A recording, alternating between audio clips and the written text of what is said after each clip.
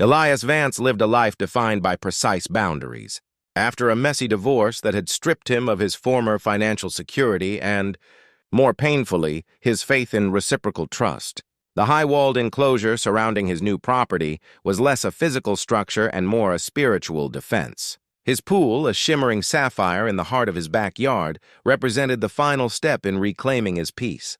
It was pristine, chemically balanced to the molecule, and, crucially, protected by a 6-foot privacy fence, a coded security gate, and motion sensor floodlights, all meticulously installed just 3 weeks prior. At 1:17 a.m. on a Tuesday, he was in his newly renovated kitchen, savoring the quiet click of his ice dispenser, when the silence was brutally lacerated. It was not the soft slosh of water he cherished, but a loud metallic scrape followed by a heavy, uneven thud, the sound of wood and metal protesting against a sudden, violent force. Elias froze, his hand midway to the light switch. He was not prone to panic, but an icy spike of adrenaline shot through his chest. This was not a raccoon or a falling branch. This was deliberate. This was a violation. He moved immediately, not toward the back door, but toward his study, where the monitor for his exterior security system was mounted. His heart hammered against his ribs, a frantic metronome ticking down to disaster. He threw on the monitor. The image of the back perimeter was clear, thanks to the infrared cameras. His sight immediately fixed on the corner section of the fence near the dense jasmine bush. The top railing was visibly bent, and there she was, Serafina Sarah Thorne. Elias recognized her instantly. She was an acquaintance of his ex-wife, a woman known throughout the neighborhood for her stunning looks, her chronic need for attention, and her staggering sense of entitlement. She wore dark workout leggings and a thin sports bra, carrying a small, waterproof drawstring bag. She had clearly squeezed through a section of the fence that had been weakened, a section Elias had scheduled a contractor to reinforce the following morning. She was already inside the enclosure, her movements hurried and furtive. The motion lights triggered by her trespass had flashed on, bathing the pool deck in a harsh, accusatory white light. Elias watched, his jaw clenching as she approached the pool's edge. He saw her hesitate, glancing back toward the house, perhaps hoping he was asleep, before she peeled off her leggings with an eager, almost reckless impatience. She was clearly planning a midnight swim, convinced her entitlement granted her access to anyone's private amenities. He reached for the phone to call non-emergency police dispatch, intending to report the trespass before confrontation, when the second, far worse sound occurred. The pool deck, made of smooth, polished travertine, was wet near the drain where the sprinkler system had cycled hours before. Sarah, attempting a quick, dramatic jump, missed her footing entirely. Her right foot slid out from under her on the slick stone, and the planned dive turned into a catastrophic, uncontrolled momentum shift. Her body twisted violently, her shoulder slamming into the pool's edge with a sickening crunch before she tumbled, not into the deep end as intended, but directly into the shallow, 3-foot-deep basin duck-carac ass splash. The sound was shockingly loud, a hybrid of bone impact and displaced water. The air seemed to hold its breath. For a terrifying second, there was no movement. Elias dropped the phone on the desk and sprinted toward the door. This was no longer a matter of trespass. It was an emergency. He burst onto the patio, the cool night air hitting his face. Sarah was sputtering, trying to rise in the shallow water. She wasn't drowning, but she was clearly hurt and confused, scrambling like a trapped animal. "Get out! Now!" Elias's voice was a low, furious roar, the sound of his boundaries being violated to the point of violence. Sarah managed to push herself up, leaning heavily on the tiled edge. Her face, usually so composed and smooth, was contorted with a mixture of pain, rage, and shock. Water streamed off her, leaving the white travertine deck slicker than before. She looked at the small abrasion on her forehead, then back at Elias, and in that instant, Elias witnessed the immediate predatory calculation. The look of pure, unadulterated entitlement replacing panic. "You! You did this!" she shrieked, her voice high-pitched and hysterical, the pain momentarily fueling her anger. "What kind of maniac leaves the deck like this?" "I've hit my head! My shoulder is broken. This is gross negligence, Elias." He stopped 10 feet away, refusing to approach her, arms crossed tightly over his chest. His voice, when it came, was low and lethal. "You are trespassing, Sarah. You broke into a secured area." "I didn't do anything but protect my property. You need to stop moving and call an ambulance or I will call the police." "The police?" she scoffed, though she held her left arm gingerly against her side. "I'll call my lawyer before your police get here. You have an unsafe environment. You know, I just wanted a quick, quiet dip. I know you're never in it, and you have a death trap here. Where are the warning signs? Where is the non-slip matting?" "The non-slip matting is everywhere that isn't designed to drain, and the warning signs are clearly marked," Elias countered, pointing a rigid finger at the bright red decal next to the gate. "They say no trespassing, private property, and enter at your own risk. And let me remind you, Sarah, you didn't use the gate.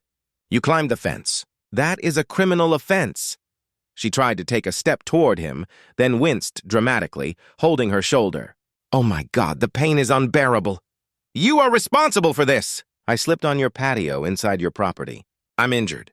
That makes you liable. My attorney will be contacting you in the morning, and trust me, they're going to want more than just the repair costs for my shoulder. They're going to want everything you own." She punctuated the threat with a venomous glare, the words dripping with manufactured righteousness.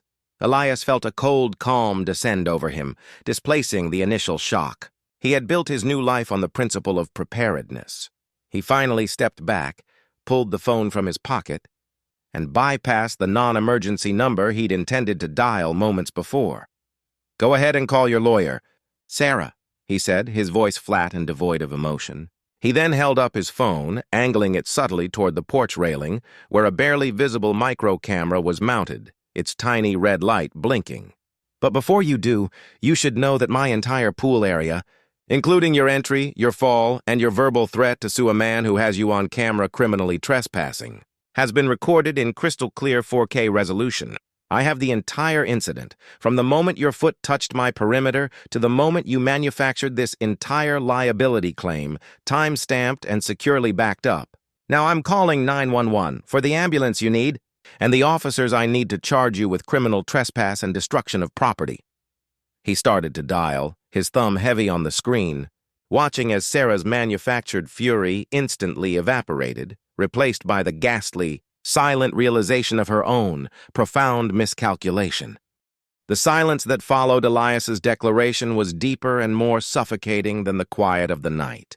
Sarah Thorne, still half submerged in the shallow end, was paralyzed. The manufactured fury, the theatrical pain, and the righteous entitlement slid off her like the pool water, revealing the raw, terrified narcissist beneath. Her jaw worked, trying to form the next threat, the next lie. But the cold reality of the micro-camera's blinking red light had jammed her internal script. Elias finished his call with the dispatcher, delivering his address in a steady, toneless voice. He reported a suspected broken collarbone following a criminal trespass and a fall. He never once approached her or broke his defensive stance. "They're sending an ambulance and a patrol unit, Sarah," Elias announced, dropping the phone back into his pocket. "It's best if you remain absolutely still until the paramedics arrive. Further movement will only cause more damage to your shoulder." Her voice finally cracked out, thin and desperate, devoid of its earlier venom. "Elias, wait, you don't have to call the police." "It was a mistake. A silly, stupid mistake. Just let me call a taxi, I'll go to the hospital, and we can forget this ever happened. No lawyers, no trouble. I promise." "The damage to my fence needs to be documented for the police report," Elias replied, his gaze fixed on a point just above her head. "And your threat to sue me for an injury sustained while committing a felony needs to be documented as evidence of extortion." "You made this criminal, Sarah, not me." The escalation was immediate. She began to weep, a theatrical, chest-heaving sound that Elias recognized as pure performance designed to elicit male pity.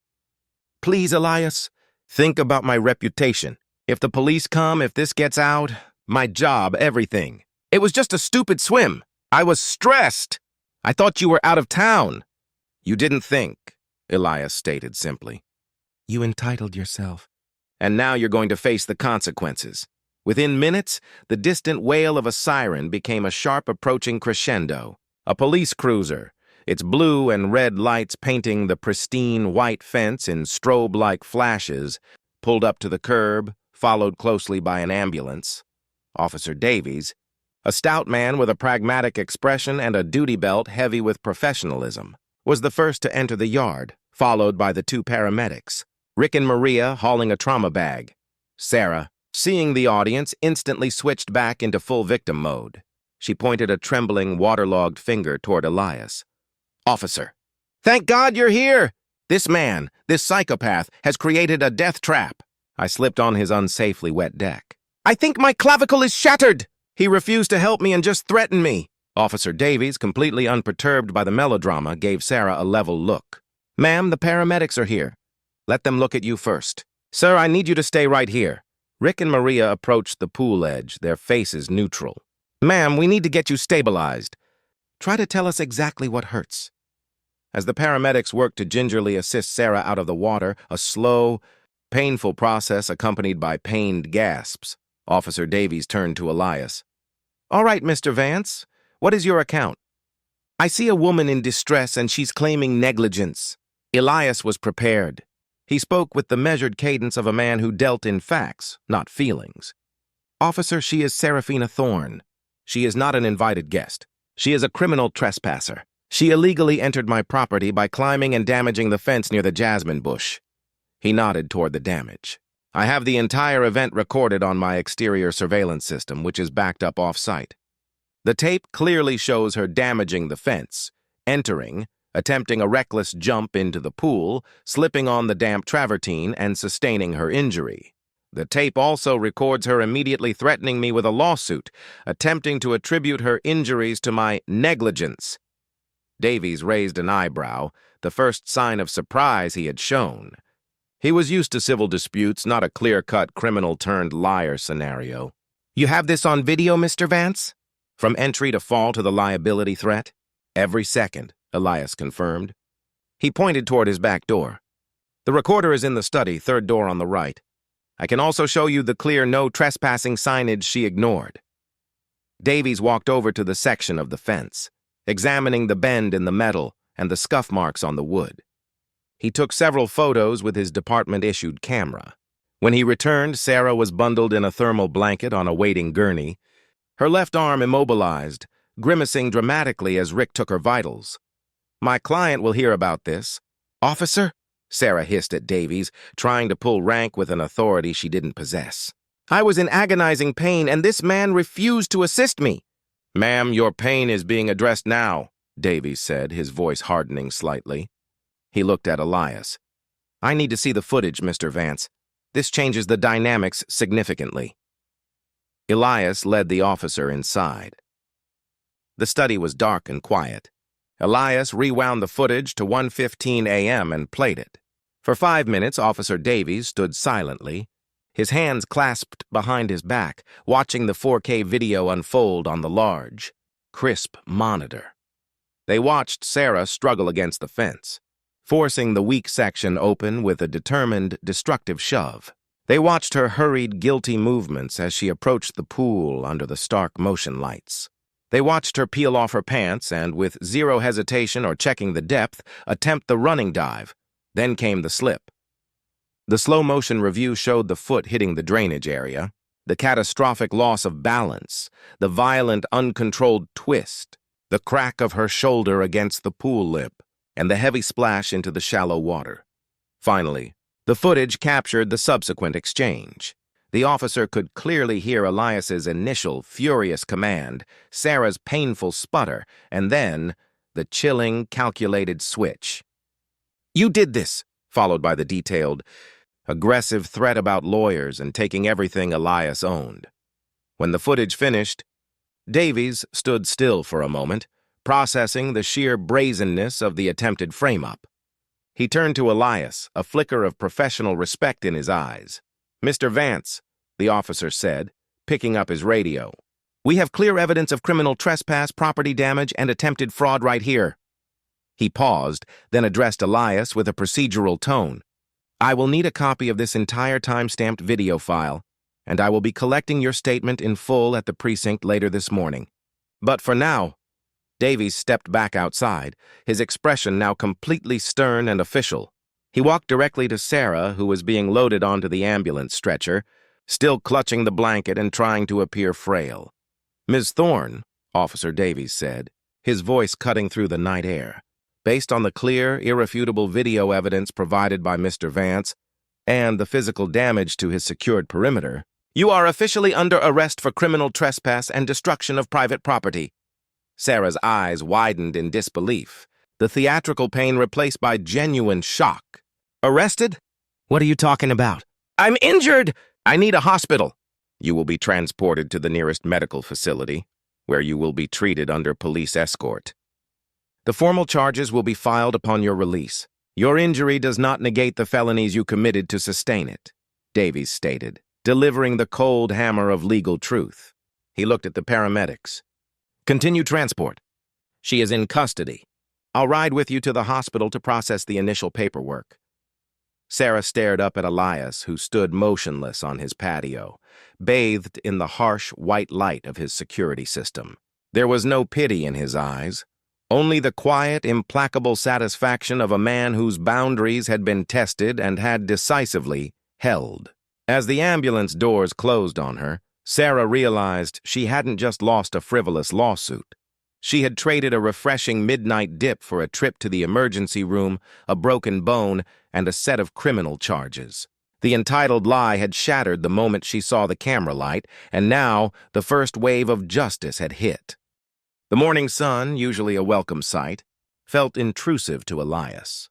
It streamed across his immaculate patio, drying the lingering streaks of pool water and the faint, unsettling trace of Sarah's chaotic presence. After the ambulance and the patrol car had departed, taking the swearing, protesting Sarah Thorne with them, Elias had spent 2 hours giving a meticulous statement at the precinct and handing over a perfectly labeled external drive containing the 4K footage. By the time he returned home, the adrenaline had receded, leaving behind a cold, weary anger.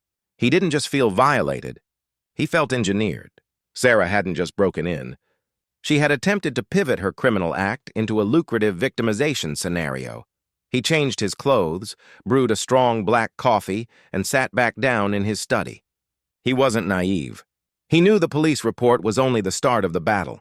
Sarah was known to have powerful image-obsessed friends, and her social media reach was enormous. She would be awake soon, likely from a recovery room, and her first move wouldn't be repentance. It would be preemptive character assassination. She would spin a tale of a lonely, stressed woman seeking solace, only to be ambushed by a dangerously careless, vindictive homeowner. Elias needed his own counter-narrative, and he needed it now before her story gained traction. He pulled up the security file, carefully selecting a concise 1-minute clip. It began with the loud scrape of the fence, cut quickly to her frantic jump and catastrophic fall, and ended with her clear, chilling threat. "My attorney will be contacting you in the morning. They're going to want everything you own." He meticulously blurred any defining features of his house and property that could compromise his security, but left Sarah's face, her actions, and her words sharp and clear. Elias wasn't interested in personal fame. He just wanted the truth to be the loudest voice. He created a burner account and uploaded the clip to the corner of the internet most receptive to this specific kind of justice, a popular subreddit dedicated to stories of out-of-control entitlement. He titled the post simply, "She snuck into my pool, fell in, and tried to blame me. Justice hit hard on our entitled people." He included a brief clinical caption summarizing the incident, the arrest, and the charges. Then he logged off and waited. He didn't have to wait long. At 11:30 a.m., the doorbell rang. Standing on his doorstep was a man in a perfectly tailored Italian suit, his hair slicked back, carrying a heavy leather briefcase. This was not the process server Elias expected. This was the hunter. "Mr. Vance, Ethan Cole, I represent Ms. Seraphina Thorne," the man said, his voice smooth and instantly condescending. He didn't offer a handshake, merely held out a thick manila envelope. "I have a few documents for you. I suggest you retain counsel immediately." "I have already retained counsel," Elias said calmly. "And I have retained the police." Cole smiled, a practiced chilly gesture. Yes, the unfortunate business with Officer Davies. Ms. Thorne assures me she was merely disoriented and that the fence damage was pre-existing. Regardless, we both know those petty criminal charges are a distraction. My primary concern is the massive civil liability you now face. Ms. Thorne has a fractured clavicle, severe bruising, and considerable emotional trauma due to your deliberately unsafe deck and your refusal to render aid. The deck is standard travertine. Sarah's footing was reckless and she trespassed, Elias countered, refusing to be drawn into the semantic trap. The video evidence is conclusive. It shows her committing a felony and then attempting extortion. Cole actually chuckled, pulling out a slim phone that looked expensive enough to feed a small nation. The video. Let's talk about the video. Mr. Vance, I specialize in these matters. We will argue the video proves your motive, that you deliberately set up an environment to record and exploit her distress. We will argue that she was attempting to leave when she slipped, which qualifies her under attractive nuisance statutes, especially since you recorded rather than assisted. He leaned in, his smile vanishing. My client is in tremendous pain. This stops now. My proposal is simple. You sign a non-disclosure agreement, pay a one-time medical and trauma settlement of $300,000 within 48 hours, and we make these charges, and this whole nasty incident disappear. Otherwise, we file a civil suit for 10 times that amount. And I promise you, the media will have a field day with the story of the spiteful homeowner who installed 4K cameras just to watch women fall. The number was designed to shock, and the threat of public shame was the intended knockout blow. Elias, however, didn't flinch. He didn't have the legal funds to battle a $10 million suit. But he had something infinitely more valuable. The truth, weaponized by the internet's insatiable hunger for karmic justice.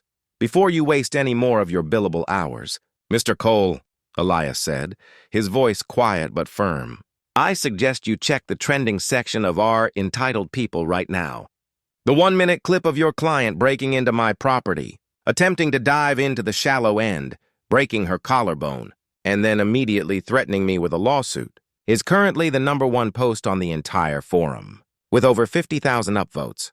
Cole's smooth, confident expression fractured instantly. His eyes narrowed and he pulled the phone from his pocket again, this time with genuine urgency. He quickly navigated to the social media site, his thumb flying across the screen. He opened the link and Elias watched the color drain from the lawyer's face as the video, the cold, hard, time-stamped, and now irrevocably public truth, played on his expensive phone. Ethan Cole looked up, not with contempt, but with a sudden, dawning comprehension of the catastrophic shift in leverage.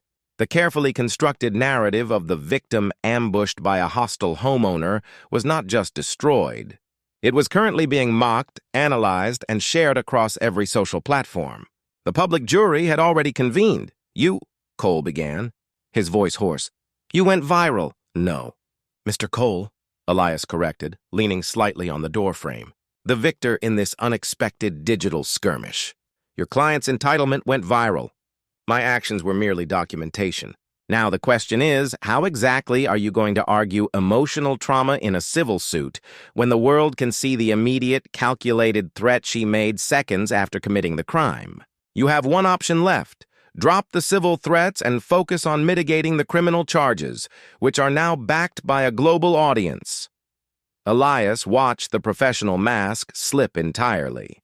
Cole, the slick hunter, was now the cornered, furious lawyer whose case had just evaporated on Reddit. Elias felt a wave of cold, clean triumph. He closed the door smoothly, leaving Ethan Cole standing alone on the polished marble step. Frantically refreshing his phone, realizing that Sarah's entitlement had not just cost her a shoulder, but had triggered a massive public reckoning,